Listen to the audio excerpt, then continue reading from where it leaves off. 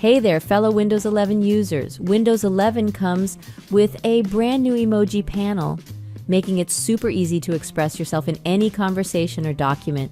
No more searching through external websites or memorizing keyboard shortcuts. Everything you need is just a click away. In this video, we'll be showing you how to open the emoji panel in Windows 11. Before we begin, we would appreciate it if you hit that like button. To open the emoji panel, do as follows. Launch any text editor that you use frequently. Position your cursor in the text editor where you want to enter the emoji. Press Win plus dot keys to launch the emoji keyboard. The most recently used section will open up by default. Click on the forward arrow icon next to the emoji label to open the emoji section. You can also enter the emoji section by clicking on the emoji icon on the top bar.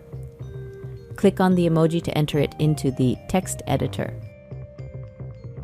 Thank you for tuning in. If you enjoyed this video, please consider subscribing to our channel for more exciting content. We appreciate your support.